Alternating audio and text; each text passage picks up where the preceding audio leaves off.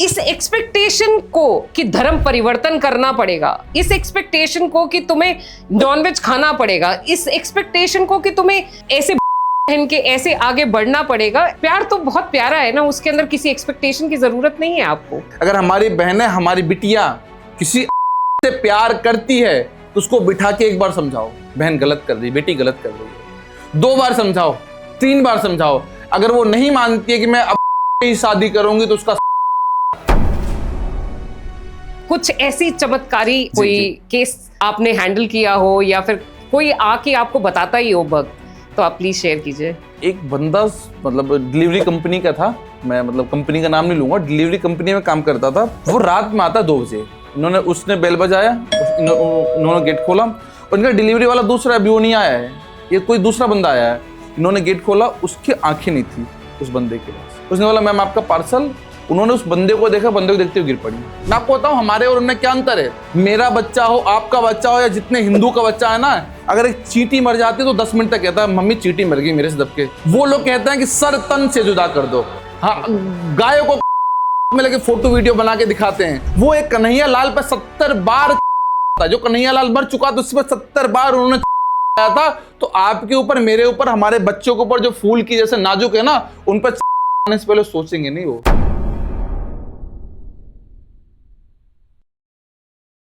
हर हर महादेव, जय सिया राम। स्वागत है आपका द रियल बाइट्स के पॉडकास्ट के अंदर।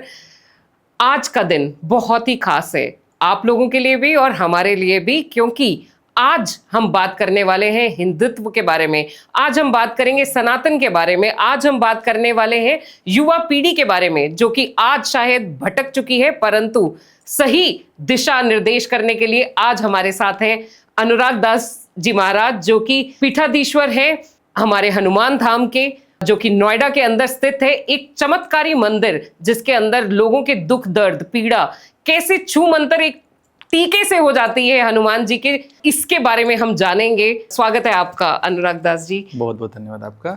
Thank you.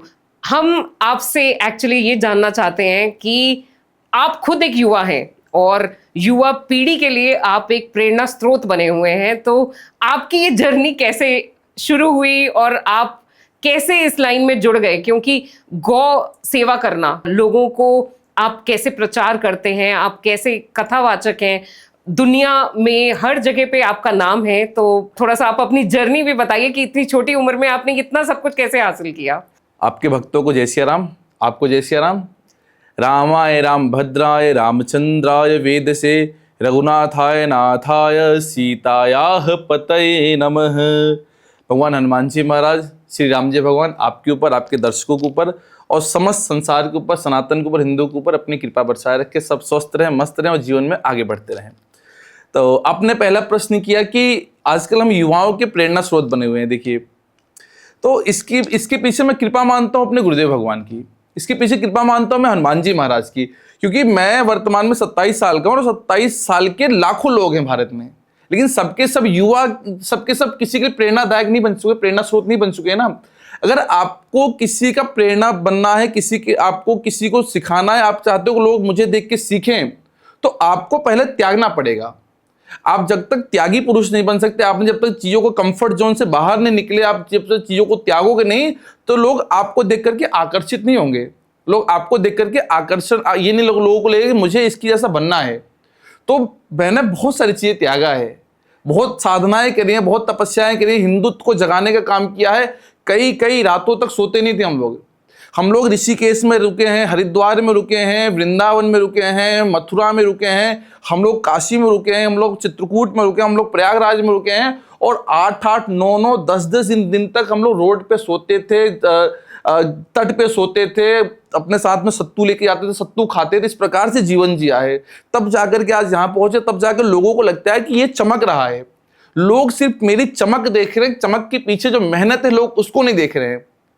ये नहीं देखा लोगों ने कि कितने रातों तक, कितने दिनों तक ये तपा है, कितनी रातों की इसने नींदें कमाई हैं, तब जाकर आज हमारे सामने ये इंसान खड़ा है, जाके चमक रहा है। लोग आज वर्तमान की मेरी फैन फॉलोइंग देख रहे हैं, लोग वर्तमान की पॉपुलैरिटी को देख करके लोगों को लग रहा है कि मुझे भी इसके जैसा बनना है। लेकिन मेरे भाई, मैं जहां पे खड़ा हूं, जहां वर्तमान में चल रहा हूं, यहां तक पहुंचने के लिए मैंने बहुत कुछ त्यागा है।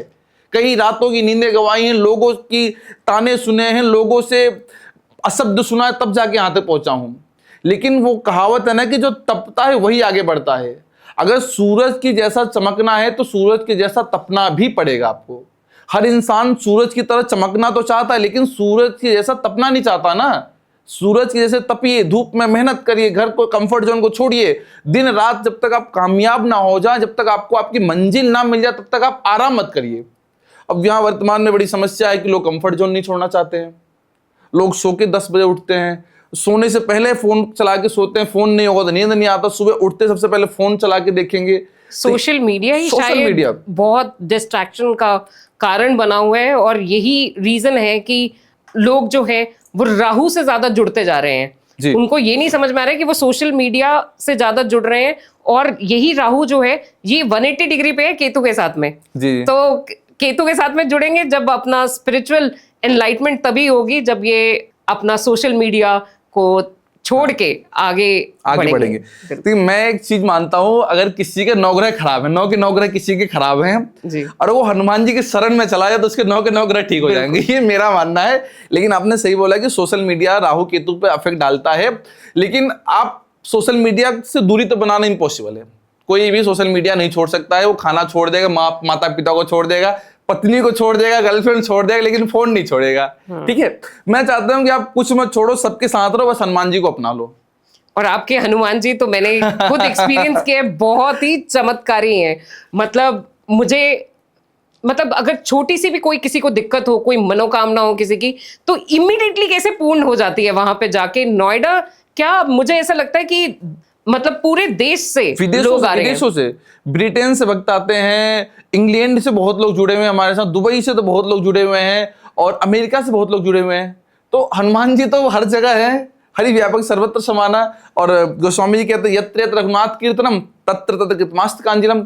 जहां जहां राम जी के नाम का गुणगान हो तो वहां हनुमान जी पहुंच जाते हैं। बिल्कुल। लेकिन आपने भी एक प्रश्न किया कि वहां आने से क्या, हाँ, लोगों को आराम मिलता है, लोगों को चमत्कार देखने को मिलता है। तो मैं आपको एक छोटी सी कथा सुनाता हूँ, भक्तमाल जी कथा है जी। तो पता है क्या है, एक शब्द आता शरणागत। अब शरणागत का शायद आपको अर्थ ना पता, मैं आपको समझाता हूँ। शरणागत का मतलब होता है मैं सरेंडर कर दूं किसी के सामने। अगर आप बहुत क्रोध में, आप बहुत, आपको गुस्सा आ रहा है, आपके हाथ में डंडा है, लेकिन मैं आपके नीचे पैरों में बैठ के हाथ जोड़ लूंगा तो आप मुझे मारेंगे नहीं। आपका गुस्सा ऑटोमेटिक ठंडा हो जाएगा, आपको मेरे ऊपर दया आ जाएगी कि अब मैं इसको क्या मारूं। लेकिन मैं अगर आपको अशब्द बोलता हूं तो आप मारेंगे जरूर, तो क्योंकि मैं शरणागत आपके पास हो गया हूं। एक कथा आती है, 16वीं शताब्दी में एक महान भक्त हुए माधवदास जी। 4 भाई हुआ करते थे माधवदास जी। माधवदास से बड़े एक भाई थे, वो दूसरे नंबर के थे, उनसे 2 भाई छोटे थे। तीनों भाई एक राजा के यहाँ पे काम करते थे। तो तीनों भाइयों ने कहा कि माधवदास तू कोई काम नहीं करता, तू हमारे साथ लगे, तू भी काम कर। तो वो क्या करते, तो भजन गाया करते थे। तो उन्होंने बोला कि भैया मैं सिर्फ भगवान के लिए काम करूंगा, इसके अलावा मैं संसार में किसी के लिए कोई काम नहीं करूंगा। तो उनके भाइयों ने बोला कि भगवान ना आके तुझे खाना खिलाएंगे, ना भगवान आकर के तेरा जीवन चलाएंगे। जीवन चलाने के लिए तुझे काम करना पड़ेगा, तभी तू कमाएगा पैसा, तभी पेट चलाएगा। तो उसने बोला कि जीवन भगवान ने दिया तो भगवान ही चलाएंगे, लेकिन मैं काम सिर्फ भगवान के लिए करूंगा। इतनी दृढ़ विश्वास था उसको भगवान के ऊपर कि उसने बोला कि भगवान ही मेरे लिए सब कुछ करेंगे। तो उसके भाई ने बोला खाना खिलाएंगे? हाँ मेरे भगवान खाना खिलाएंगे। अगर तू कल को मर जाएगा तेरा अंतिम संस्कार कौन करेगा? उसके भाइयों ने बोला संस्कार तो हम ही करेंगे ना। उसने बोला कि आपको करने की आवश्यकता नहीं, मेरे भगवान सब कर देंगे। एक भाई ने बोला कि क्या अंतिम संस्कार भी तेरे भगवान करेंगे? उसने बोला हाँ करेंगे। तो भाइयों ने उसको घर से बाहर निकाल दिया। बोला आज अभी इसी क्षण मेरे घर छोड़ के चला जा, हमारा तेरे से संबंध खत्म हो गया। अब हम ये देखना चाहते हैं जब तू मर जाएगा तो क्या वाकई में तेरे भगवान तेरा अंतिम संस्कार करने आते हैं या नहीं आते हैं। उन्होंने घर को त्याग दिया, एक जगह बैठ के तपस्या करने लग गए। बस भगवान का पद गाते थे, भगवान को सुनाते, संसार से कोई मतलब नहीं। भोजन मिल गया तो कर लिया, नहीं मिला तो नहीं करा। समय बीतता गया बीतता गया बीतता गया। एक दिन वो भगवान के धाम को चले गए। शरीर पूरा हो गया, भगवान के धाम को चले गए और जंगल में उनकी शरीर पड़ी हुई है, कोई उस अंतिम क्रिया करने वाला है नहीं। तो ऊपर जो भगवान बैठे हुए हैं वो सब कुछ देख रहे हैं, उन्हें सब पता है क्या चल रहा है। भगवान ने अपने दूत को भेजा हनुमान जी को, हनुमान एक मेरा भक्त पड़ा है नीचे वन में, उस भक्त की जाकर के अंतिम क्रिया करो। हनुमान जी महाराज स्वयं चलकर वन में आते हैं, अपने हाथों से लकड़ियां चुनी, लकड़ियां चुन के चिता बनाया, उस चिता में उस भक्त को लिटाया और उस भक्त की अंतिम क्रिया हनुमान जी महाराज ने अपने हाथों से करे। प्रमाणित बात है, शास्त्रों में लिखी हुई बात है ये। आप जाकर ये पढ़िएगा, गूगल करिएगा, यूट्यूब करिएगा, या भक्तमाला जी को खरीद के पढ़िएगा। शास्त्र की बात है ये, 16वीं शताब्दी की बात है। हनुमान जी ने अंतिम क्रिया करी और उस क्रिया से जो धुआं निकला, उस एरिया में जितने भी भूत थे जिनको प्रेत योनि प्राप्त हुई थी, जो भटक रहे थे, उस धुएं के प्रभाव से सारे के सारे भूत साकेत चले गए, सबको मोक्ष मिल गया। अब ये सब कैसे संभव हुआ? उस भक्त ने अपने आप को सरेंडर कर दिया था भगवान के प्रति कि भगवान सब चीज ठीक करेंगे।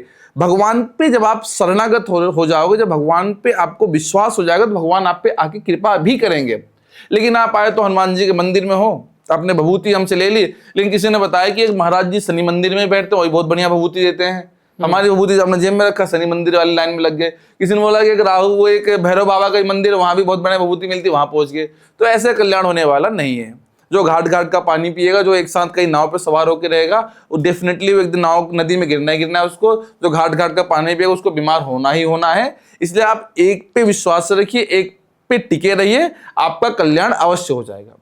बिल्कुल। और मुझे ऐसा लगता है कि जब राम जी ये कलयुग को छोड़ के और मतलब इस युग को छोड़ के वो प्रलोक जा रहे थे, तो उन्होंने हनुमान जी को ये कहा था कि आप यहाँ पे रुकिए और हमारे जितने भी भक्त हैं, तो इसलिए कहा जाता है ना, शायद आपने भी ऐसा कुछ एक्सपीरियंस किया कि आपको कथा करते हुए या कहीं पे भी ऐसा आपको महसूस हुआ हो कि हनुमान जी खुद आकर के कथा सुन रहे हैं। हम बचपन से कथा सुनते हैं, तो महाराज जी ऐसा एक्सपीरियंस बहुत बारी हुआ है कि कहीं ना कहीं कोई ना कोई वानर आके बैठ जाएगा और बहुत प्यार से बैठ जाएगा। कई बार ऐसा भी देखा है हमने कि नाच भी उठते हैं, भजन सुनते हैं और वो नाच उठते हैं। और कितनी ऐसे हम रील्स भी देखते हैं कि जिसके अंदर बेसिकली मतलब ये जो वानर हैं, जो बंदर हैं, ये जाते हैं और शिवजी जी का मंदिर है या कहीं पे भी मतलब जाएंगे और नाचने लगेंगे, भजन में झूम उठते हैं ये लोग। तो कोई आपका भी ऐसा एक्सपीरियंस हो तो प्लीज शेयर कीजिए। मैं आपको बताता हूँ, एक दिन हम मंदिर पे बैठे थे, हमारी कथा चली थी उस दौरान। मंदिर से मतलब ज्यादा दूर नहीं, मंदिर से जिस इलाके में हमारा मंदिर है ना, वहाँ कोई बंदर नहीं है। अच्छा। वहाँ पे उस आसपास में बंदर नहीं है। वहाँ से आधे किलोमीटर दूर पे हमारी कथा चल रही थी। 10:30-11 बजे एक मंदिर आता है, और कथा का तीसरा दिन हमको कथा में जाना था। कथा में 4 बजे शाम को हमें कथा में जाना था, मंदिर के पास में था, तो इसलिए मंदिर में भी आ जा रहे थे। तो 10:30 बजे बंदर मंदिर में आता है, इतना साधारण बंदर। हमारे पास वीडियो फुटेज आपको हम शेयर करेंगे। हमारे गोद में बैठा हुआ, हम उसको सहला रहे, हाथ से बैठा हुआ, कुछ नहीं कर रहा, परेशान नहीं कर रहा है। फिर 11:30 बजे के आसपास हम घर चले गए, 12 बजे मंदिर का पट लग जाता है, और शाम को हम कथा में पहुंचे। जैसे हम व्यास पूजन पे बैठते, जैसे हमारा पूजन हो रहा था, हम व्यास पूजन कर रहे थे, उसी समय वो बंदर मंच पे आ गया। वीडियो, लाइव वीडियो पूरी पड़ी उसकी, मैं आपको शेयर करूंगा, आप देखिएगा। हम बिल्कुल अटैच करेंगे इसके साथ। जैसे ही हम लोग, मैं मतलब मंच का पूजन कर रहा था, भगवान की पूजन कर रहा था, वेदी पूजन कर रहा था, हनुमान जी की पूजन कर रहा था, उसी समय बंदर आके पीछे बैठे। पहले मेरे मंच पे बैठा था, जो व्यास मंच था, उसके बाद मंच से कूदा, एक केला लेके नीचे भाग गया भीड़ में। उसके बाद बंदर किसी को दिखा नहीं। यही चमत्कार है। और मैं तो ये बोलूंगी कि बहुत ही चमत्कारी मंदिर है जो श्री हनुमान धाम, जहां से आप आते हैं। कुछ ऐसी चमत्कारी, अगर आप कोई केस आपने हैंडल किया हो या फिर कोई आके आपको बताता ही हो भक्त, तो आप प्लीज शेयर कीजिए। मैं आपको बताता हूँ, एक भक्त है, उनका नाम मुझे नहीं याद है।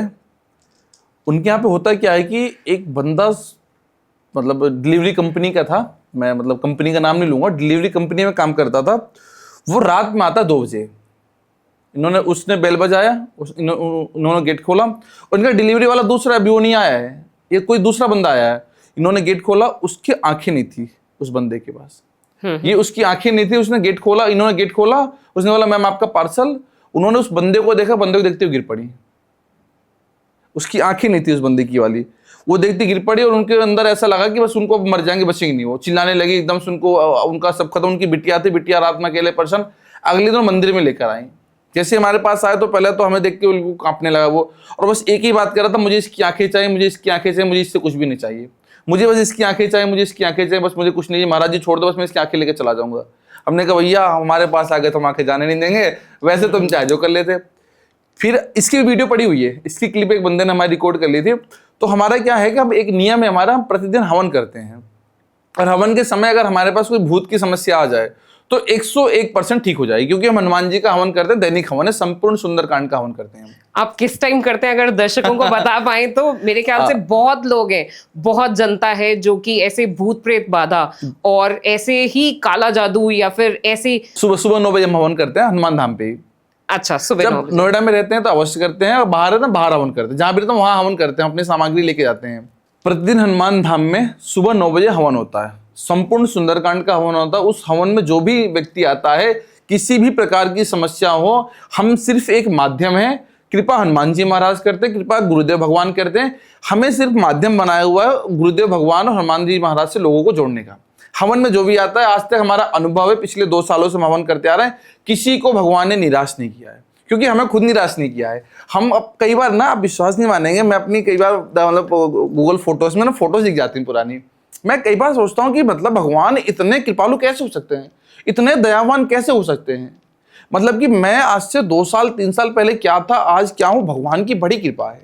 अगर मुझ जैसे एक तुच्छ इंसान पे भगवान कृपा कर सकते हैं, तो भगवान हर किसी पे कृपा कर सकते हैं। भगवान का नाम ही है करुणा निधान, कृपा निधान, कृपामय, दयालु, ये सब भगवान के नाम है। भगवान से बड़ा कृपालु, भगवान से बड़ा दयालु, भगवान से बड़ा कृपा करने वाला संसार में दूसरा कोई है ही नहीं। बस आप शरणागत हो जाए भगवान के प्रति। बिल्कुल। मैं आप मतलब प्रेरणा है ये मेरे ख्याल से, जैसे आपने आप आगे बढ़े हैं युवा पीढ़ी के लिए।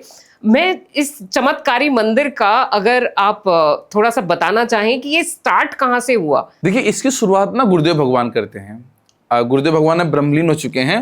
गुरुदेव भगवान बहुत बड़े संत हैं। गुरुदेव भगवान के भारत में कई जगह आश्रम है, बहुत बड़े संत, विख्यात संत। तो जब गुरुदेव भगवान अपने चोला में थे, तो गुरुदेव भगवान को दादा गुरु की जो आज्ञा लगी हो, या गुरुदेव भगवान को जो भी अपने आप में ऐसा विचार आया हो, तो गुरुदेव भगवान का मन में ऐसा विचार आया कि इस जगह पे हनुमान भगवान को स्थापित करना चाहिए। और हमारे गुरुदेव भगवान हनुमान जी के बहुत बड़े साधक थे, बहुत बड़े साधक। हनुमान जी के इतने अटूट साधक थे गुरुदेव भगवान कि मैं शब्दों से उसको बयान नहीं कर सकता। तो गुरुदेव भगवान की प्रेरणा से, गुरुदेव भगवान के आदेश के अनुसार, गुरुदेव भगवान के सानिध्य में, गुरुदेव भगवान के सम्मुख मंदिर का निर्माण हुआ। अंदर जो सिद्धपीठ में, जो अंदर गर्भगृह में हनुमान जी विराजमान हो, दक्षिण मुखी हनुमान जी महाराज है। और शास्त्र कहता है कि दक्षिण मुखाय पंचमुखा हनुमत कराल बदना नार सिंह ओ महाम ही मुहुम है महो महम फट सकल भूत प्रेत दमनाय स्वाहा। दक्षिण मुखी हनुमान का आप दर्शन करते हैं तो भूत प्रेत डाकनी हाकनी पिशाचनी यंत्र तंत्र मंत्र नजर टोटका सब वहीं जल के भस्म हो जाता है। दक्षिण मुखी हनुमान बहुत कम मिलते हैं दर्शन करने के लिए। तो अंदर जो गर्भगृह में हनुमान जी महाराज है वो दक्षिण मुखी हनुमान जी महाराज है। जो विशाल प्रतिमा 65 फीट के हनुमान जी वो पूर्व मुखी है। और अंदर आपको राम दरबार के दर्शन होंगे। अंदर गुरुदेव के ही सम्मुख, गुरुदेव के ही कर कमलों से, गुरुदेव के ही सानिध्य में शिव परिवार का भी शिलान्यास, शिव परिवार भी विराजमान है राम जी के पीछे, और माँ दुर्गा भी विराजमान है मंदिर में। तो ऐसा मंदिर में वर्तमान में ऐसा है कि जो भी हनुमान जी का दर्शन करे, राम जी का दर्शन करे, शिव जी का दर्शन करे, इनका दर्शन करने के बाद गुरुदेव भगवान का दर्शन अवश्य करना चाहिए।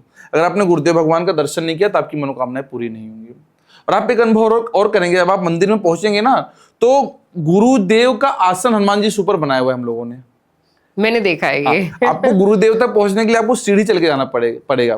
क्योंकि कबीरदास जी कहते हैं कि गुरु गोविंद दोखणे काके लागो पाए, बलिहारी गुरु आपने गोविंदियों मिलाए। तो भगवान से बड़ा स्थान गुरु का है। ये हम सब सुनते चले यार, हमने शास्त्रों में सुना है, महापुरुषों के मुख से सुना है, और वर्तमान में सब आपको कथावाचक जागृत भी कर रहे हैं कि गुरु से, भगवान से बड़ा आसन गुरु का होता है। इसीलिए हनुमान जी से ऊपर गुरुदेव भगवान को स्थापित किया गया है। जो गुरुदेव भगवान का दर्शन करेगा, हनुमान जी भगवान से आकर के अपनी मनोकामनाओं को उनके सम्मुख रखेगा। मैं लिख करके दे रहा हूं, अगर आपने सच्चे मन से, शरणागत के साथ, विश्वास के साथ अगर अर्जी लगाई है, तो आपकी अर्जी 101% स्वीकार होगी। और हजारों लाखों लोगों की अर्जियां स्वीकार भी हुई है। ऐसा नहीं कि मैं मतलब हवा में बातें कर रहा हूं, आप खुद अनुभव करिए। कोई आपको वर्तमान में समस्या हो, समस्या को लिखिए एक पर्चे पे, एक नारियल लीजिए, एक लाल कपड़ा लीजिए, उस लाल कपड़े के अंदर नारियल को रखिए, उस अर्जी को रखिए, लौंग रखिए, एक पान का पत्ता रखिए, उसको गांठ लगाइए, अपने सर से 7 बार उतारिए, हनुमान जी महाराज के सीधे पैर पे जाके रख दीजिए, और 5 परिक्रमा लगाइए, गुरुदेव भगवान का दर्शन करके आप चले जाइए। हमसे आके आप 1 महीने बाद मिलिएगा, मनोकामना पूर्ण हो जाएगी। अब मनोकामना ये नहीं कि अगला अंबानी हम बन जाता, ये तो भैया तब मुश्किल है, ऐसा नहीं कि, लेकिन हाँ मनोकामना वाली होनी चाहिए। अब ये मांग लो कि पड़ोसी के पास 1 ओडी तो हमारे पास 2 ओडी आ जाए महाराज, ये तो इतना हनुमान जी महाराज कृपा नहीं करेंगे, लेकिन हाँ जो जरूरी है, जो आवश्यक है, उसकी कृपा अवश्य करी जाएगी। ये आपने बिल्कुल सही बात बोली है, क्योंकि कर्म जो है उससे कहीं पे भी मोड़ नहीं है। आपको कर्म करना पड़ेगा। आप कर्म के साथ में जब आप अपनी कोई भी मनोकामना मानते हैं तो इस धाम की बहुत मान्यता है कि यहाँ से आपकी मनोकामना पक्के तरीके से पूर्ण होगी, मगर कर्म करना आपके अधिकार क्षेत्र में है, जी। जैसे गीता में भी कहा है। तो ऐसा है क्या कि अभी भी जहाँ पे गुरुदेव महाराज का, जहाँ पे आपने मंदिर बनाया हुआ है ऊपर, क्या वहां पे आज भी उनका आभा मंडल, उनका ऑरा आज भी क्या जीवनीय तरीके से आज भी ये लोगों को दर्शन होते हैं? या देखिए, हर एक जीव के अंदर एक उसका अलग ऑरा होता है, लेकिन हम महापुरुषों की बात करें तो उनका ऑरा सदैव विराजमान रहता है। आप मंदिर पे तो गुरुदेव भगवान की प्रतिमा स्थापित है, लेकिन आप कभी आश्रम में जाइएगा, मंदिर से बगल में आश्रम है, आप आश्रम के अंदर एक कदम रखेंगे ना, तो आप कदम रखते खुद बताएंगे कि महाराज जी यहाँ पे एक अलग ही वाइब्स, अलग ही कुछ एनर्जी है, यहाँ पे अलग ही कुछ वातावरण है।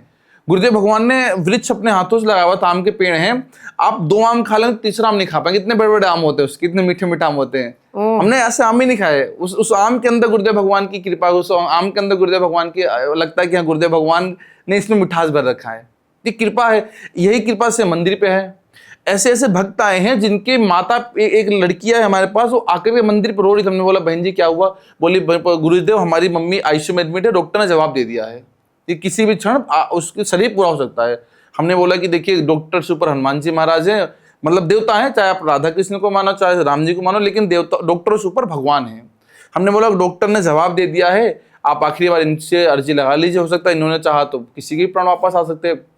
तो मतलब पंडित जी कुछ होने वाला नहीं है। उसकी लड़की के शब्द थे कि आप कुछ भी कर लो, डॉक्टर ने जवाब दे दिया कुछ नहीं होने वाला है। हमने बोला कि एक बार आप भगवान की बात मान लीजिए। तो उसको हमने एक वो हनुमान जी महाराज के सीधे पैर का सिंदूर दिया था, हमने काला धागा दिया था और एक फूल दिया था मंत्र पढ़ के। हमने कहा फूल ले जाकर के अपने मम्मी के तकिया के नीचे रख देना, और ये सिंदूर है इससे दोनों गेट पर स्वच्छतियाँ बना देना, और इस काले धागे को ना गेट के बाहर बांध देना, आईसीयू के बाहर बांध देना, या उनके उस पर चारपाई पे बांध देना जहाँ बने। उसने इतना करा, 2 दिन बाद वो लड़की आया कि रोने लगे हमारे पैर पकड़ के, बोले गुरुदेव भगवान डॉक्टर भी नहीं समझ पा रहे हैं कैसा चमत्कार, हमारी मम्मी बिल्कुल ठीक हो गई है। अब हमें नहीं पता कैसे हुआ क्या हुआ, लेकिन ये चमत्कार है। मतलब और ना हमने कुछ किया, हमने बस जो हमारे गुरुदेव भगवान ने मंत्र बताया था वो मंत्र पढ़ के दे दिया। हमने हनुमान जी का, हनुमान जी महाराज अगर आयु हो तो इस धाम की और इस दास की लाज रख लेना, अगर आयु ना हो तो सब आपकी कृपा है। तो गुरुदेव भगवान की ऐसी कृपा रही, हनुमान जी महाराज की ऐसी कृपा रही कि उनके प्राण वापस आ गए। तो बहुत बड़ा ऐसे अनेकों चमत्कार हुए हैं। एक बार हमारे साथ स्वयं चमत्कार हुआ हनुमान जी महाराज का। अच्छा। वो दृश्य तो हम जीवन में कभी नहीं भूल सकते हैं। हम थे कि हमारा शिष्य बैठा, वो ये था और एक शिष्य और था हमारा, हम 3 लोग थे। हम थे ऋषिकेश के प्रवास पे निकले हुए थे। हम हर साल ऋषिकेश, हमने आपको बताया था ना, हर साल हम ऋषिकेश, वृंदावन, हरिद्वार, काशी, बनारस हर साल जाते हैं। हमारा नियम है, हर साल जाते हैं, संपूर्ण रामचरितमानस का पाठ करके आते हैं हम वहाँ पे। और हमारा नियम क्या होता है, जितने दिन हम वहाँ तट पे रहते हैं, तट का ही पानी पियेंगे गंगा जी का, तट पे हम चटाई बिछा के सोते हैं, ना किसी होटल का खाना खाएंगे ना किसी बाहर खाना खाएंगे, और साथ में सत्तू लेके जाते हैं, सत्तू और गुड़ सत्तू खा के रहते हैं हम लोग। ये साधना होती है, तपस्या करते हैं हम लोग। तो हुआ क्या, एक बार हम लोग ऋषिकेश के जंगलों में पाठ कर रहे थे। हमारा प्राय होता है कि जैसे पाठ संपन्न होने वाला था, दिन ढलने वाला था, हम लोग निकल जाते हैं वहाँ से। उस दिन हमने सोचा कि थोड़ी देर में पाठ के पूरा पारायण कर लेंगे। पारायण करते करते शाम हो गई और रात के 7:30-8 बजे सूरज ढल गया, बिल्कुल अंधेरा हो गया। अब हम जैसी जंगल से घुसे निकलने के लिए हम जंगल के अंदर ही जाने लगे, हम रास्ता भटक गए। और वो इतना खतरनाक बने, वहां पे लिखा हुआ है कि यहाँ पे शेर रहता है, इस इलाके में आना बिल्कुल वर्जित है, दिन ढलने के बाद या भी अकेले में ना आए। और हम लोग अंदर ही घुसते चले जा रहे हैं। हमें कोई रास्ता नहीं दिख रहा, हम लोग अंदर जा रहे हैं और बस हम 3 लोग हैं, हमारे पास बैग टंगे हुए हैं और हमारे हाथ में माला है और बस रामचरितमानस थी, पाठ करके निकले थे। अब हम लोग डर रहे हैं कि हम कैसे जाएंगे, कैसे हम उस घाट तक पहुंचे जहाँ पे हम लोग रात्रि में सोते हैं। अंदर घुसते चले, सबके सब डर रहे हैं। लेकिन मैंने मन में कहा कि हनुमान जी महाराज रास्ता दिखाइए, कहीं समस्या ना खड़ी हो जाए। आप विश्वास नहीं मानेंगे, उसी जंगल में उसी समय एक साधु दिखते हैं हमको। साधु महाराज जी आते हैं, अरे बच्चा रास्ता भटक गया है क्या, कहाँ जा रहा है? हमने कहा महाराज आप, हमने प्रणाम किया, दंडवत प्रणाम किया। हमने कहा जी महाराज रास्ता तो भटक गए, लेकिन आपको कैसे पता है कि हम लोग रास्ता भटक गए? बोले हमको सब पता है। एकदम मौजी संत थे, बड़ी बड़ी भुजाएं थी, बड़े जटा था, बड़ी बड़ी दाढ़ी थी, इतना चेहरा चमक रहा था, एक अलग ही हो रहा उनका लग रहा था। हमने बोला गुरुदेव आप तो बड़े चमत्कार है, आपको सब पता है। बोले आओ मेरे साथ आओ, तुमको रास्ता दिखाता हूँ। वो हमको लेके आगे आगे चलने लगे। फिर थोड़ी दूर चलने के बाद मैं आगे हो गया, उन्होंने बोला आप आगे आगे चलिए, आप आगे चलिए। जैसे मैं आगे आगे चलने लगा, वो मेरे पीछे पीछे चल रहे, तो उन्होंने बोला कि वो आपको सामने ट्रैक दिख रहा है? हमने बोला हाँ गुरुदेव दिख रहा है। ट्रैक के लिए उस ट्रैक पे जाना, उस ट्रैक से आप सीधे हाथ में मुड़ जाना, आपको सीधे आपका वो घाट दिख जाएगा जहाँ आप लोग रात्रि में सोते हो।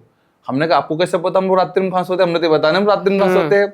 इतना बोल के मैं चलने लगा। मैंने कहा कि वैसे आप बड़े चमत्कारी संत है, आपके दर्शन पाके जीवन धन हो गया।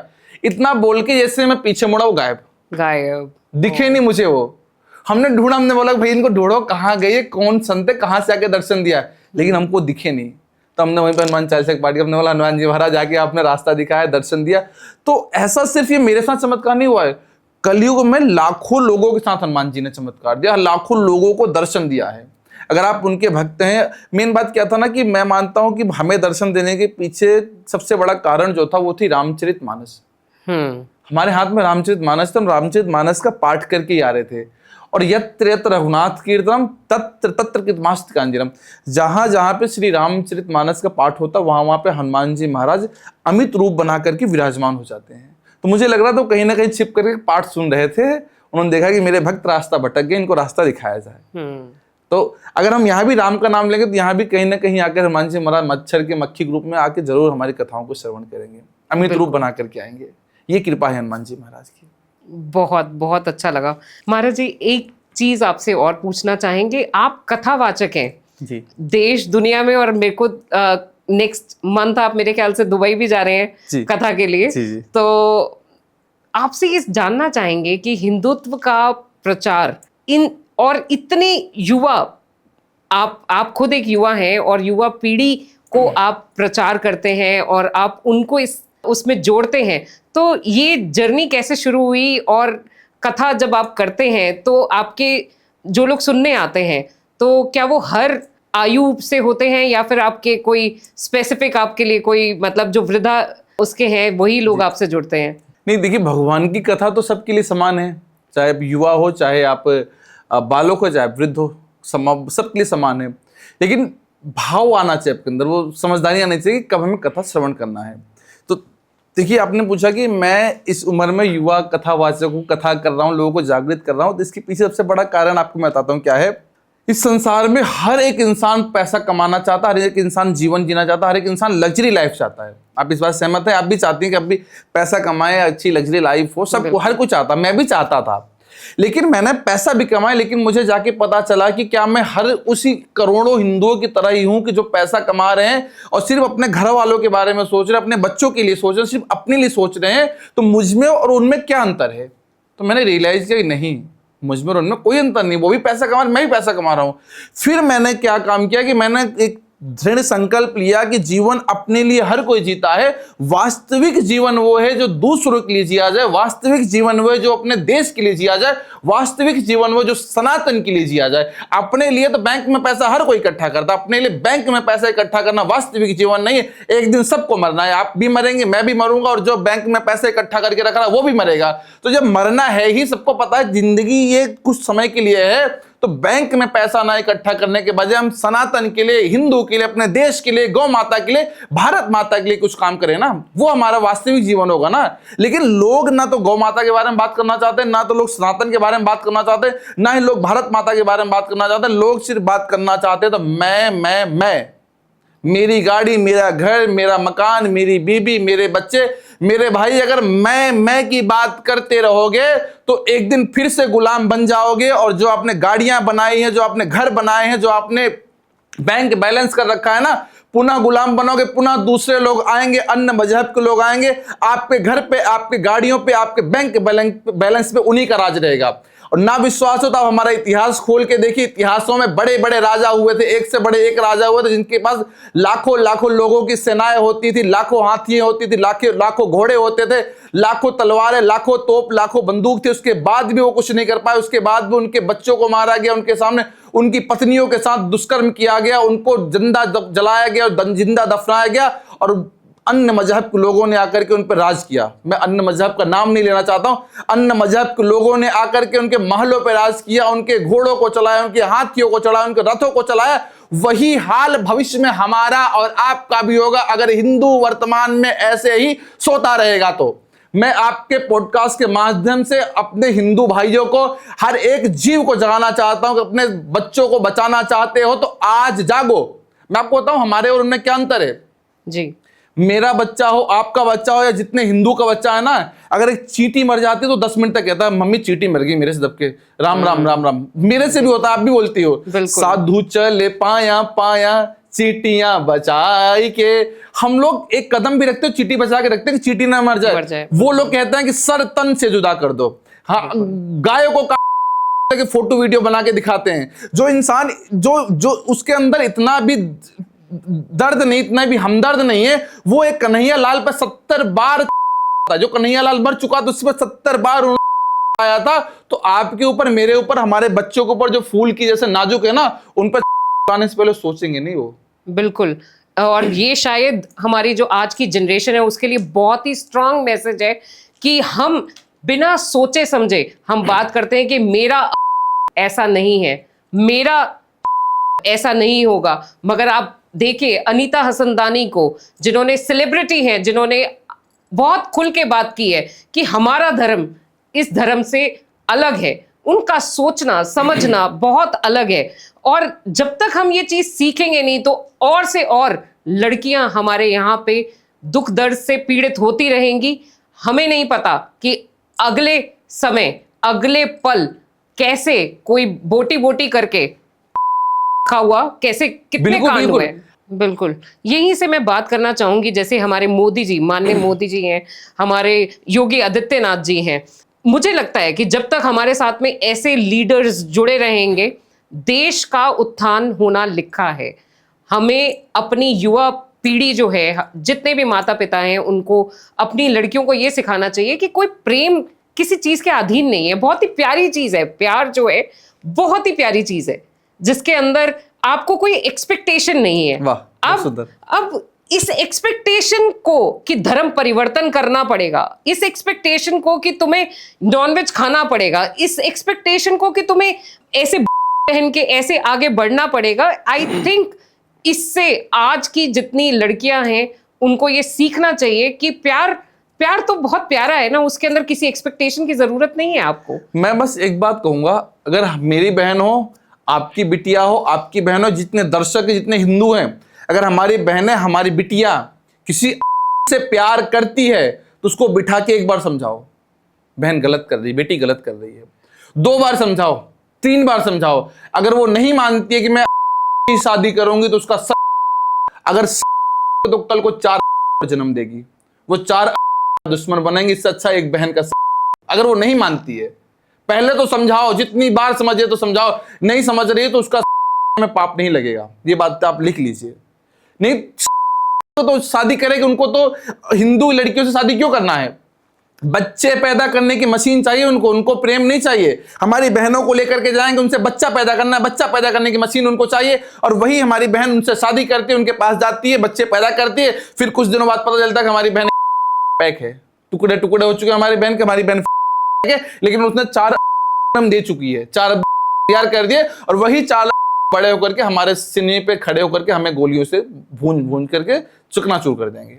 जैसे कि हमने देखा नेपाल में जो युवा पीढ़ी है वो तो चली गई सरकार बदलने के लिए, और हमारी युवा पीढ़ी जो है वो बिजी है रील बनाने में, डांस कर रहे हैं। और बहुत अच्छी बात है, मनोरंजन एक बहुत अच्छा क्षेत्र है जहां पे लोगों को साथ में जुड़ना चाहिए, मगर एक विराम चिन्ह कहाँ लगना है ये बहुत जरूरी है। और युवा पीढ़ी के लिए आपका क्या मैसेज रहेगा कि अपने धर्म से, अपने सनातन से कैसे जुड़ के, हिंदुत्व से कैसे जुड़ के आगे, उनके लिए क्या प्रेरणा आप देना चाहेंगे? देखिए, मेरा मानना है कि वर्तमान की बात करी जाए अगर, तो हमारे युवा उनके जैसे युवा नहीं है।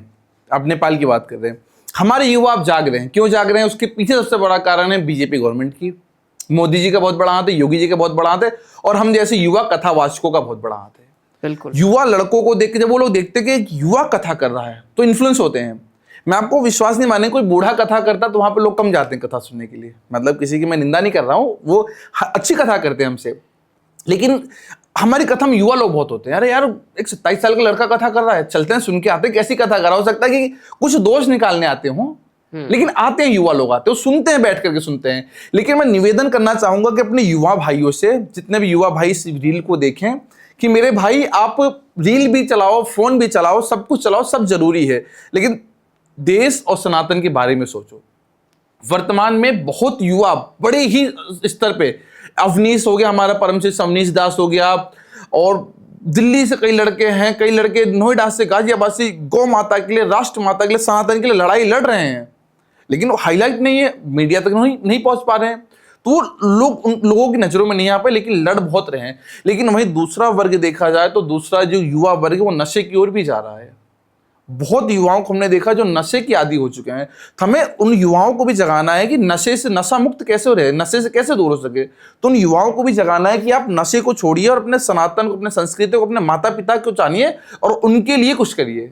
एक छोटी सी लाइन बोलूंगी, नान कुमारी नानका चढ़ी रहे दिन रात। हाँ जी, हाँ जी। बिल्कुल। तो नशा वो भी है और नशा ये खुमारी का भी है। हाँ जी, हाँ जी, बिल्कुल। तो जिसने ये राह पकड़ ली उसको वो नशा असर ही नहीं करेगा। असर नहीं, बिल्कुल सही। पर इस राह तक पहुंचे तब ना, पहुंचे तो कैसे? लेकिन पहले भटके पड़े हैं वो लोग। अच्छा, गलती उनकी भी नहीं, उनको पहले मार्ग नहीं दिखाया गया। जितने लोग हमसे मिलते हैं बहुत लोगों ने नशा छोड़ा भी है, और वर्तमान में देखें तो अपना युवा वर्ग बदल रहा है, परिवर्तन हो रहा है, गति आ रही है युवाओं में। और भविष्य में हो सकता है युवा जागेंगे तो सनातन भी सुरक्षित रहेगा, और युवा नहीं जागेंगे तो सनातन खतरे में रहेगा, क्योंकि बूढ़े लोग हथियार चला नहीं पाएंगे, वो तो बेचारे खांसने में व्यस्त रहेंगे, और युवा लोग रील में व्यस्त हैं, तो सनातन वैसे ही खतरे में। सनातन को बचाना है तो बुढ़ों से उम्मीद लगाने की हमें आवश्यकता नहीं, युवाओं को जगाना पड़ेगा, युवाओं से ही अपेक्षा करी जा सकती है। और आप जैसे अगर कथावाचक और आप जैसे लोग अगर आगे बढ़ के आएंगे तो ये डेफिनेटली एक युवा पीढ़ी के लिए, हिंदू युवा पीढ़ी के लिए बहुत बड़ी प्रेरणा होने वाला है। देखिए, मेरा मानना है कि अकेले नरेंद्र मोदी, अकेले अमित शाह जी, अकेले माननीय योगी जी, अकेले अनुराग दास, अकेले बागेश्वर धाम वाले महाराज जी मिलकर के देश को हिंदू राष्ट्र नहीं बना सकते हैं, ना देश को और लोगों से मुक्त कर सकते हैं। देश को सुरक्षित करना है, देश को सुंदर बनाना है, तो पूरे देश को 125 करोड़ लोगों को मिलकर के एक साथ खड़ा होना पड़ेगा, तब जाकर के हमारा देश सुंदर बनेगा और सुरक्षित बनेगा और ताकतवर बनेगा। मुझे लगता है कि आपका एक ये ट्रिप था जो आप बागेश्वर धाम के पास गए थे धीरेन्द्र शास्त्री जी के पास में, तो वो भी लगता है कि शायद कड़ियां जुड़ने की बात है। ये है कि शायद हिंदू धर्म जो है वो सभी कड़ियां जब जुड़ेंगी तभी हम एक अच्छे देश का निर्माण कर पाएंगे। धीरेन्द्र भैया का बड़ा वात्सल्य था हमारे प्रति, बहुत प्रेम स्नेह करते हैं हमें। तो अब धीरेन्द्र भैया की अकेले लड़ाई तो थी नहीं है कि अकेला, उनकी अकेले लड़ाई होती तो हम शायद नहीं जाते, लेकिन वो इंसान जिसके पास किसी भी चीज की कमी नहीं है हनुमान जी महाराज के आशीर्वाद से, जो फेम चाहिए फेम भी है, धन भी है, सब कुछ है, कुछ कमी नहीं है, लेकिन रोड पे खड़ा होकर के घंटों घंटों पैदल चल रहा है, भूखा रह रहा है। किसके लिए रह रहा है? सनातन के लिए रह रहा है, हमारे हिंदू भाइयों के लिए रह रहा है कि भविष्य में चल के इनको कोई संकट ना, कोई खतरा ना है। तो और हमारे हिंदू भाई घर से बाहर नहीं निकलना चाहते हैं, सोचते हैं घर में बैठे रहेंगे तो कुछ नहीं होगा। घर में बैठे रहोगे तो पता चलेगा कि 8 लोग सोते रहेंगे रात में, और कौन सुला के चला गया पता भी नहीं चलेगा। तो घर से बाहर निकलना पड़ेगा, खड़ा होना पड़ेगा, तब जाकर के सुरक्षित बनोगे, नहीं तो घर में सोते रहोगे तो फिर सोते ही रह जाओगे। तो घर में जगना है तो बाहर निकलना पड़ेगा। बिल्कुल। महाराज जी, आपसे जानना चाहेंगे, जैसे आप कथा करते हैं, तो हम एक क्लोजिंग नोट पे ही आपसे ये पूछना चाहेंगे कि युवा पीढ़ी के लिए, आज की युवा पीढ़ी के लिए आपका क्या मैसेज है कि कैसे उनको आगे अपनी जीवन शैली चलानी चाहिए? मैं सिर्फ युवाओं की बात नहीं करूँगा, मैं संपूर्ण सनातन की बात करूँ। संपूर्ण इस लाइन को सनातन ही नहीं, हर एक इंसान अपने जीवन में धारण कर सकता है। भगवद गीता में 18वें अध्याय का पहला श्लोक है, एवं सतत युक्ताये भक्तास्त्वां पर्युपासते ये चापच्छरम व्यक्तम तेषां के योग वित्तमाह।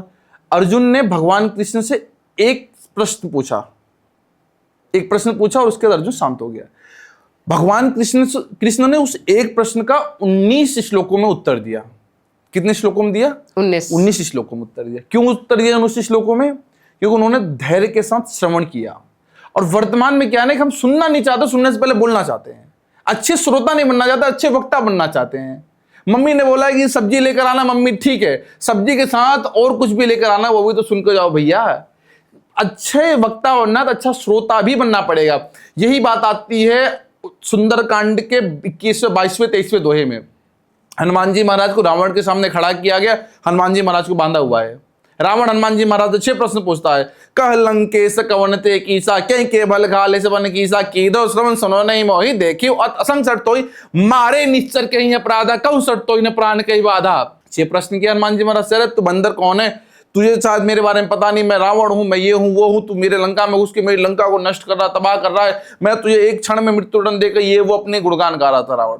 हनुमान जी महाराज ने रावण को बीच में टोका नहीं, चुपचाप हाथ जोड़ के खड़े रहे, सुनते रहे रावण के 6 के 6 प्रश्नों को। जब उसके प्रश्न पूरे हो तो हनुमान जी महाराज ने हाथ जोड़ा और हाथ जोड़ने के बाद बोला, सुन रावण ब्रह्मांड निकाया, पाई जास बल विरचित माया, जाके बल बिरंच हर सीजा, पालत श्रियत हरद सीसा, जा बल सी दरस सानन, अंड को समेत गिरकान, धरज विदेश सुरता था, तुमसे सटन सिखावन दाता, हर को दंड कठिन जी बन जाते समेत दलमन गंजा, खर दूषण तृष्णा और बाली, बधे सकल बलशाली, जाके वल्लवलेस्ते जिते चराचर झार, तास दूत में जा करी हरि आने प्रिय नार। हनुमान जी महाराज ने 18 बार उसका उत्तर दिया। 6 प्रश्नों का 18 बार उत्तर दिया। क्यों उत्तर दिया? क्योंकि उन्होंने अच्छा श्रोता बन के सुना। तो मैं हर एक युवा पीढ़ी से, हर एक सास से, हर एक बहू से, हर एक बेटे से, हर एक पिता से ये निवेदन करूंगा कि आप एक अच्छे श्रोता बनिए। अगर बहू कोई बात बोल रही है तो उसको सास को भी सुनना चाहिए। बहू की बात को तुरंत काट के प्रत्युत्तर नहीं दे देना चाहिए, चुप मेरे घर में मेरा शासन चलेगा। हो सकता है बहू कुछ अच्छी बात बोल रही हो, आपने सुना नहीं, पूरी बीच में क्यों काट दिया? सास कोई बात बोल रहा है तो बहू को भी सुनना चाहिए। ठीक है मम्मी जी, बीच में कट करके उत्तर नहीं बोलना चाहिए। यही तो मुख्य कारण है लड़ाइयों का। सास बहू की, बेटे बहू बेटे भाइयों की लड़ाई क्या कारण है? आप एक श्रोता नहीं बनते हो ना। आप कोई आपके सामने कोई बात बोला तो उसको सुनिए शांति से, धैर्य के साथ, उसके बाद अपना उत्तर दीजिए। मैं लिख करके दे रहा हूं, कोई समस्या कोई विवाद होगा ही नहीं। लेकिन आप, और यही आपको करियर में कामयाबी के लिए यही सूत्र अपनाना पड़ेगा। हर एक विद्यार्थी को मैं ये लिख करके देता हूं कि आप एक अच्छे श्रोता बनोगे तभी आप जीवन में कामयाब हो पाओगे। अगर मैं वर्तमान में आज 2-2, 3-3, 4-4, 5-5 घंटे कथाओं में बोलता हूं तो उससे पहले मैं 5-5, 6-6 घंटा बैठ के सुनता भी था गुरुकुल में, तब आज बोल रहा हूं। अगर गुरुकुल में सुनता नहीं ना तो गुरुजी तुरंत प्रश्न करके उठ जाता तो आज मैं वक्ता नहीं बन पाता। तो जीवन में कामयाब होना तो सुनने की आदत डालनी ही पड़ेगी। और वर्तमान में कोई भी इंसान सुनना नहीं चाहता, सिर्फ बोलना चाहता है। अच्छा, अभी एक बात अनुभव करिएगा, आप बैठी हैं, भगवान ने आंखें कितनी दी हैं? 2। कान कितने हैं? 2। नाक कितनी है? 1। मतलब छेद है ना एक ही नाक है। मुंह कितना है? मुंह 1। एक है ना। भगवान क्या कहना चाहते हैं? सुनो ज्यादा, बोलो कम, देखो ज्यादा, 2 हाथ है, काम भी ज्यादा करो लेकिन बोलो कम। इंसान उल्टा करता, कोई सुनना किसी की चाहता नहीं, बस बोलना बोलना, बस मैं हूँ सब कुछ। बोलने के आगे सब समस्या तो बोलने से खड़ी होती है। बोलना बोलना बोलना है। तो मैं निवेदन करूंगा कि बोलने से ज्यादा सुनने पे फोकस डालिए। बिल्कुल।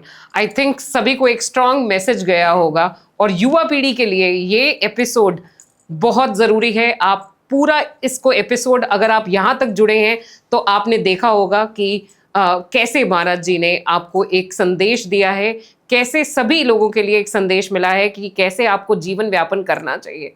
और मैं ज़रूर बोलूँगी कि सभी से अनुरोध है कि आप एक बारी जाकर हनुमान धाम के दर्शन करें। वहाँ पे 65 फीट की ऊंची मूर्ति है और जितनी ऊंची मूर्ति है उससे ऊंचा उनका व्याख्यान आज महाराज जी ने किया है और उन्होंने बताया है कि कैसे चमत्कार होते हैं वहां पे दर्शन करने से। और मैं सभी हिंदू सनातनी से एक निवेदन और करना चाहूंगा आपके इस पॉडकास्ट के माध्यम से कि आप जितने भी देवताओं को देखिए, आप राम जी को देखिए। जब राम जी को वनवास मिला तो सब कुछ त्याग दिया उन्होंने, वस्त्र त्याग दिया, खड़ाऊ त्याग दिया, माँ को त्याग दिया, पिता को त्याग दिया, सबको त्याग दिया, अपनी प्रजा को त्याग दिया, राजमहल को त्याग दिया, पर अपने धनुष बाण को नहीं त्यागा। धनुष बाण साथ में लेके गए थे। बिल्कुल। शंकर जी को आप कहीं भी देखिए, हमेशा त्रिशूल मिलेगा शंकर जी के पास, मिलता है त्रिशूल। बिल्कुल। हनुमान जी की कोई सी भी छवि उठा के देखिए आप, हर छवि में गदा उनके पास मिलेगा। ये हमारे देवता हमको सिखाते हैं कि अगर हम अपने साथ शस्त्र लेके चलते हैं तो मेरे हिंदू भाइयों, आज भी समय है, अभी भी समय है, जाग जाओ और अपने घर में एक शस्त्र रखना शुरू कर दो। अपने घर में तलवार रखो, अपने घर में बंदूक रखो, चाहे जो रखना, पर अपने घर में एक शस्त्र जरूर रखो। और इससे कोई भी समझता नहीं, आप लाइसेंस लेकर के रखिए। चोरी वाला 2 नंबर वाली बंदूक मत रखना भैया कि आप भी जेल जाओ, महाराज जी को जेल पहुंचा दो। बंदूक रखिए, लाइसेंस वाली बंदूक रखिए, नहीं तो आप तलवार रखिए। तलवार की छूट है, लाइसेंस में तलवार मिलती है, तलवार में कोई आपत्तिजनक नहीं। अपने सेल्फ प्रोटेक्शन के लिए रखिए, किसी की हत्या के लिए मत रखिए। आप आत्म सुरक्षा के लिए, आत्मरक्षा के लिए आप रखिए। आप बच्चों से बचा के रखोगे, पता चले बच्चे गुस्से में आए तो आप रखिए। लेकिन हर एक हिंदू सनातनी को अपने घर में एक शस्त्र जरूर रखना चाहिए। ये हमारा सनातन कहता है, हमारी संस्कृति कहती है, हमारे पुराण कहते हैं, हमारे शास्त्र कहते हैं, हमारे वेद कहते हैं। वेदों में व्याख्यान क्षत्रिय धर्म का पालन करना चाहिए। शस्त्र जरूर रखना चाहिए। आपके पॉडकास्ट से मैं यही निवेदन करता हूँ, जितने भी भक्तजन हैं, जितने भी संत हैं, जितने भी देवता हैं, सबकी कृपा आपकी ओर बरसती रहे, संतों का आशीर्वाद बरसता रहे, गुरुदेव भगवान का आशीर्वाद बरसता रहे। और ये आपका जो चैनल है पॉडकास्ट, जहां हम बैठ के कर रहे हैं, अगली साल में पुनः पॉडकास्ट करने आओ तो ये कई करोड़ों का यूट्यूब चैनल बन चुका, कई करोड़ सब्सक्राइबर इस पर। ऐसी मेरी आप लोगों का आशीर्वाद है, आप लोग ऐसी कृपा भगवान की बरसती रहे, खूब आगे बढ़ते रहिए। धन्यवाद। आप एक साल बाद की बात मत करें। मुझे लगता है अगर आपको चाहिए कि हम महाराज जी को दोबारा बुलाएं तो ढेर सारे कमेंट्स कीजिए, लाइक कीजिए, शेयर कीजिए, बहुत लोगों तक पहुंचाइए, क्योंकि इनका जो मैसेज है वो सभी सनातनियों के घर घर में पहुंचना बहुत जरूरी है। ऐसे ही हमारे साथ जुड़े रहिए और हम आपसे मिलेंगे नेक्स्ट एपिसोड में। तब तक के लिए स्टे ट्यून्ड। धन्यवाद। मैं आपकी इस पॉडकास्ट के माध्यम से जो भी आपके दर्शक हैं, जो भी श्रोतागण भक्तगण सुन रहे हैं, उनको मैं हनुमान धाम का पता बताना चाहता हूं। आप कहीं से भी हनुमान धाम में आना चाहते हो, पूरे भारत से लोग आते हैं, पूरे विश्व से लोग आते हैं। आपको नोएडा में सेक्टर 49 सेक्टर 49 में आना है, बरौला ग्राम में। Nearest metro station sector 76 76 metro station के पास में हनुमान जी महाराज है, जहां पे मेदांता अस्पताल बना है। मेदांता अस्पताल से वॉकिंग डिस्टेंस पे है, मेट्रो स्टेशन से वॉकिंग डिस्टेंस पे है। और हनुमान जी महाराज अपने आप में प्रसिद्ध है। आप गूगल पे डालिए श्री हनुमान धाम नोएडा, आपको पूरा लोकेशन मिल जाएगा, वहां पे इजीली पहुंच सकते हैं। जय श्री सीताराम, जय हनुमान जी। धन्यवाद। धन्यवाद।